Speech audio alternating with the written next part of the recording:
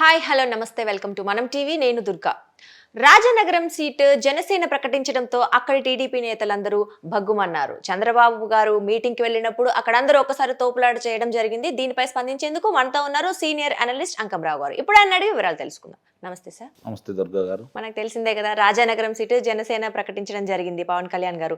So అక్కడ TDP నేతలందరికీ ఏంటంటే seat ప్రకటించకపోయేసరికి వాళ్ళందరికీ ఒక్కసారి ఆగ్రహం వ్యక్తం చేసి, ఇందాక చూసాము చంద్రబాబు నాయుడు గారు మీదికి ఒక్కసారి వచ్చేసరికి ఆయన కొంచెం స్టేజీ పడబోయే ఛాన్స్ కూడా ఉంటే ఆ సెక్యూరిటీ స్టాప్ చేశారు. సో ఏంటి అంటే ఏం జరుగుతుంది, వీళ్ళిద్దరి మధ్య ఏమైనా చెడుతుందంటారా రెండు పార్టీల మధ్య?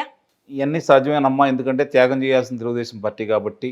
అది రాజానగరం నిజంగానే బలమైన స్థానం వాళ్ళకి. పొత్తుల్లో భాగంగా మరి ఇప్పుడు వాళ్ళకి ఇచ్చే దాంట్లో కొన్ని వీళ్ళకి బలమైన స్థానాలు కూడా వదులుకోవాల్సిన అవసరమే ఉంటుంది. కాబట్టి ఇలాంటి సాధ్యమే. ఇప్పుడు రేపు పొద్దున అన్నీ సర్దుకుంటాయి. ఎందుకంటే అందరి ఆలోచనలు కూడా ఎవరికాళ్ళు మరి 5 సంవత్సరాల నుంచి పోరాడుతున్న కార్యకర్తలు కాబట్టి, నాయకులు కాబట్టి మరి ఈరోజు వాళ్ళు ఆశపడి ఉంటారు. సహజమే అది. మరి అవకాశం లేకపోతే మనస్తాపం చెందుతారు. ఎవరికైనా జరిగే పరిస్థితులు అది. అంతిమంగా ఈరోజు ప్రజలు కానీ, నాయకులు కానీ ఇప్పుడున్నటువంటి ప్రభుత్వాన్ని దించి తెలుగుదేశం ప్రభుత్వం, తెలుగుదేశంతో కలిసి వచ్చే వాళ్ళు ఎవరినైనా స్వాగతించేసి తిరిగి చంద్రబాబు నాయుడు ముఖ్యమంత్రిగా చూడాలని కోరుకుంటున్నారు. కాబట్టి మరి ఆ నాయకుడికి కూడా న్యాయం చేస్తారేమో చంద్రబాబు నాయుడు గారు. అంటే అందరూ న్యాయం జరగలేకపోయినా మరి అక్కడ జరుగుతున్న వాళ్ళకి మరి ఇలాంటి వదులుకున్న స్థానాలు ఉంటాయి కాబట్టి ఆ నాయకులకి న్యాయం చేస్తారు. నిస్సందేహంగా చంద్రబాబు నాయుడు గారు ఏదో ఒక అవకాశం కలగజేస్తారు. మరి ఆ నమ్మకం ఎందుకు సహజంగా ఆగ్రహాలు అనేవి ఉంటాయి. రాకపోయినప్పుడు అభిమానులు కూడా మనస్తాపం చెందుతూ ఉంటారు. ఎందుకంటే ఏ పార్టీకైనా బలం కార్యకర్తలే కాబట్టి, అపారమైన కార్యకర్తల బలం తెలుగుదేశం పార్టీకి ఉంది కాబట్టి వాళ్ళ నాయకుడికి అవకాశం రాకపోతే బాధే ఉంటుంది ఎవరికైనా. కాకపోతే ఏంటంటే బహిరంగ నాయకుడికి అట్లా ప్రదేశాల్లో అక్కడ జరుగుతున్న సమావేశంలో అలా ప్రవర్తించుకుని ఉంటే బాగుండేది. ఇది తప్పుడు సంకేతాలు వెళ్తాయి. Yes, of course. అంటే మనం చూసుకున్నట్లయితే వాళ్ళు అసలు సీట్ రాని నాయకులు ఏం పెద్దగా స్పందించరు, వాళ్ళు కామ్గా ఉంటారు. ఇక్కడ కార్యకర్తలు వాళ్ళ అభిమానులు ఏంటంటే గొడవలు చేయడం, ఒకరికొకరు గొడవలు చేసుకోవటం, దానివల్ల పెద్దవాళ్ళకి పై స్థాయిలో విభేదాలు రావడం జరుగుతుంది. తప్పుడు సంకేతాలు వెళ్తాయి. ఇందాక కూడా మనం చూసుకున్నట్లయితే చంద్రబాబు నాయుడు గారు స్టేజ్ నుంచి పడబోయే ఛాన్స్ కూడా ఉండింది. ఒక్కసారిగా ఆయన మీదకి అందరూ వెళ్ళటం జరిగింది. సో ఆబ్వియస్గా ఇక్కడ టీడీపీ పార్టీ నుంచి కొంతమంది కార్యకర్తలు నెగటివ్గా మాట్లాడే ఛాన్స్ ఉంది, జనసేన వాళ్ళు మాట్లాడే ఛాన్స్ ఉంది. సో కొత్త గొడవలకి ఇది దారి చూపిస్తుంది అంటారా? ఏం ఉండవమ్మా, టీ కప్పుల తుఫాన్ లాంటివి కాబట్టి ఇవి పెద్దగా పట్టించుకోవాల్సిన అవసరం ఏం లేదు. అంటే సహజమే. ఏదంటే గెలిచే స్థానాల్లో వేరే అభ్యర్థులు ఉంటే జీర్ణించుకోలేరు వీళ్ళు. మరి అట్లాగే ఓడిపోయే స్థానాలు ఇస్తే వాళ్ళు కూడా బాధపడతారు కదా. కాబట్టి త్యాగం చేయాల్సిన తెలుగుదేశం పార్టీ కాబట్టి నాయకులు, కార్యకర్తలు కూడా త్యాగాలకు సిద్ధం కావాలి. ఇది మన భవిష్యత్తే కాదు. ఇప్పుడు మనం శాసనసభ్యులు అవుతాము, అందులో సందేహం ఏం లేదు. కానీ రాష్ట్రంలో అందరూ కలిసి శాసనసభ్యులు అధికంగా వస్తేనే కదా, ఆధిక్యత వస్తేనే కదా తిరిగి చంద్రబాబు నాయుడు గారు ముఖ్యమంత్రి అయ్యేది. కాబట్టి ఇప్పుడు అందరి లక్ష్యం కూడా చంద్రబాబు నాయుడు గారు ముఖ్యమంత్రిగా చూసుకోవాలని ఉండాలని చెప్పని కార్యకర్తల అభిప్రాయాన్ని నేను చెబుతున్నాను, వాళ్ళ ఆలోచనలు. ఎందుకంటే ఈరోజు రాష్ట్ర ప్రజల ఆలోచన కానీ, కార్యకర్తల ఆలోచన కానీ వాళ్ళు ఇలానే కోరుకుంటున్నారు. కాబట్టి ఇది కొంచెం ఆలోచించుకోవాలి. వీళ్ళు కూడా తప్పుడు సంకేతాలు వెళ్తాయి. ఈరోజు ప్రజలు మీ పార్టీ వెంట ఉన్నారు. అటు తెలుగుదేశం పార్టీ వెంట కానీ, తెలుగుదేశం పార్టీ వెంట నడిచే వాళ్ళందరూ వెంట ఉండి వాళ్ళని గెలిపించుకోవడానికి సిద్ధంగా ప్రజలు ఉన్నారు. ఇష్టం ఉండా లేకపోయినా కూడా చంద్రబాబు నాయుడు గారు ముఖ్యమంత్రి కావాలి కాబట్టి ప్రతి స్థానం వాళ్ళకి ప్రతిష్టాత్మకంగా తీసుకొని ఈరోజు ఆంధ్ర రాష్ట్ర ప్రజలు ఏ విధంగా కోరుకుంటున్నారు అంటే తిరిగి మళ్ళీ ప్రాణప్రతిష్ఠ జరిగే విధంగా వైఎస్ఆర్సీపీ పార్టీ ఉండకూడదు. కాబట్టి కనీసం 2 అంకెల స్థానాలు కూడా రాకూడదు వాళ్ళకని భావిస్తున్నారు. అంటే 9 మంది కంటే లోపే వాళ్ళు శాసనసభ్యులు రావాలని ప్రజలు బలంగా కోరుకుంటున్నారు. అప్పుడు తప్ప ఈ రాష్ట్రంలో ఆ పార్టీ లేకుండా పోయిద్ది అనేది ప్రగాఢంగా నమ్ముండారు ఈరోజు ప్రజలు. ఆ విధంగా ఉన్నారు కాబట్టి మీ బాధను అర్థం చేసుకుంటారు. కానీ అది వ్యక్తపరిచే విధానం అది కాదనేది మాత్రం నా అభిప్రాయం. అంటే అందరూ అనుకుంటున్నారు వేరే పార్టీ వాళ్ళు అయితే ఏంటి, ఎవరైతే ఏంటి, వీళ్ళిద్దరి మధ్య చెడుతుంది అంటే వెనక ఇంకా ఎవరో ఉండి నడిపిస్తున్నారు అనే ఒక ఊహాగానాలు కూడా మనం వింటున్నాం. ఉంటాయమ్మా. ఇలాంటి కార్యకర్తల ఆవేశానికి వేరే నుండి నడిపించరు ఎవరు. నాయకులు చేసేదానికి నడిపిస్తారేమో కానీ కార్యకర్తల విషయాన్ని వచ్చేదానికి కార్యకర్తల మనోభావాలను కూడా వాళ్ళు గుర్తించాలి కదా. కాబట్టి కార్యకర్తలు ఏమనుకుంటారంటే మేము గెలిచే స్థానం కదా, మాది ఎందుకు పోగొట్టుకోవాలని ఉంటారు వాళ్ళు. ఎందుకంటే గతంలో జరిగింది అది. ఏ రాజకీయ పార్టీకైనా అంతిమంగా అధికారంలో రావడం కోసం పొత్తులు ఉపయోగపడతాయేమో కానీ పార్టీ నష్టపోవడానికి మాత్రం నిస్సందేహంగా పొత్తులు అనేవి తొడవుతాయి. అందుట్లో ఎలాంటి సందేహం కూడా లేదు.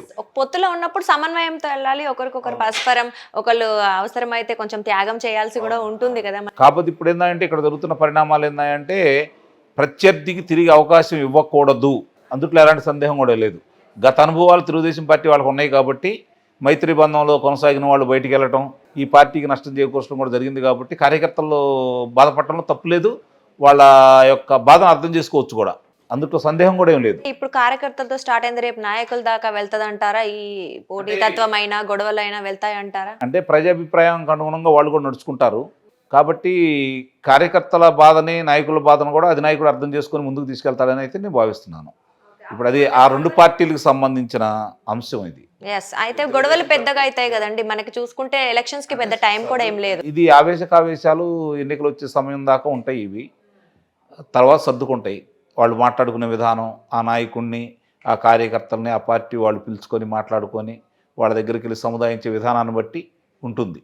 కొంతమంది వెనకపోవచ్చు, ఆ వెనకపోయినందువల్ల జరిగే అంతిమంగా నష్టం ఎవరికి జరిగిద్దంటే రాష్ట్రానికి జరిగింది.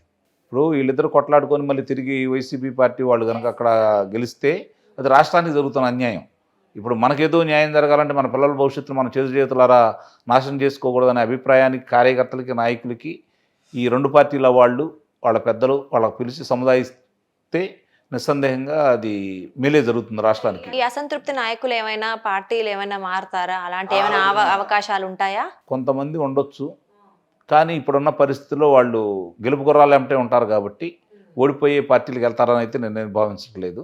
చూడాలి మరి అంటే ఏం జరుగుతుందా. అంటే మనం చూసుకున్నట్టయితే చాలా తొందరగా దగ్గరలోనే ఎలక్షన్స్ ఉన్నాయి. ఇలాంటి సిచ్యువేషన్ లో ఇలాంటివి రావడం అంటే కొంచెం ఏ నాయకుడికైనా పెద్ద తలనొప్పి ఉంటుంది. ఉంటాయి. ఇప్పుడు పొత్తులన్న తర్వాత పార్టీలకు తలనొప్పి ఉంటాయి, అధినాయకుడికి తలనొప్పి ఉంటుంది నిస్సందేహంగా.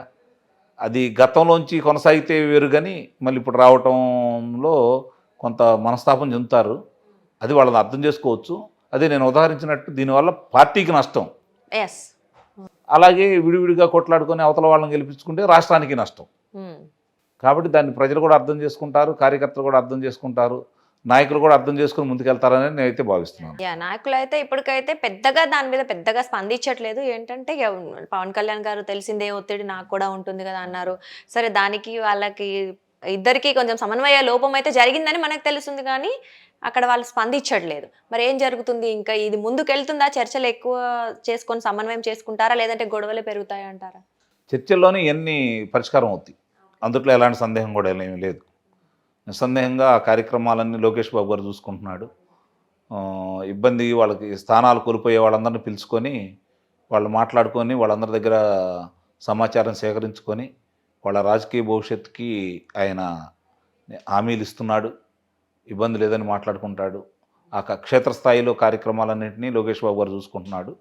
ఈ చిన్నవన్నీ ఆయన సర్ది మళ్ళీ పార్టీని ఎలాంటి ఇబ్బంది లేకుండా ముందుకు తీసుకెళ్లే కార్యక్రమంలో లోకేష్ బాబు గారు ఆలోచిస్తున్నారనేది స్పష్టంగా ఉంది.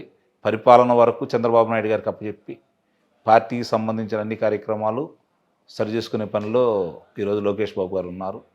ఎందుకంటే భవిష్యత్తు ఆయనదే కాబట్టి పార్టీకి కూడా ఈరోజు చంద్రబాబు నాయుడు గారి తర్వాత ఎవరు అంటే లోకేష్ బాబు గారు తాను నిరూపించుకొని ఉన్నాడు. లోకేష్ పాదయాత్ర ద్వారా, యువగళం పాదయాత్ర ద్వారా. దానికి మొన్నటిదాకా రెండు మంచి పనులు జరిగినాయి ఇక్కడ, ఆంధ్ర రాష్ట్రానికి కావచ్చు, తెలుగుదేశం పార్టీకి కావచ్చు. భవిష్యత్ తరం నాయకుడు ఎవరు అంటే లోకేష్ బాబు గారు అనేది ఒకటి తెలిపోయింది యువగళం పాదయాత్ర ద్వారా. అది ఆ పార్టీకి శుభసూచకం. రెండోది ఏంటంటే నిన్నటిదాకా ప్రతిపక్ష పార్టీలు లోకేష్ బాబు గారిని వ్యక్తిత్వహనం చేస్తూ ఇబ్బందికరంగా మాట్లాడుతూ రాజకీయంగా దూరం చేయాలని చెప్పి విశ్వ ప్రయత్నం చేశారు. ఎందుకంటే అతని ప్రతిభను ముందుగా గుర్తించింది వాళ్ళే.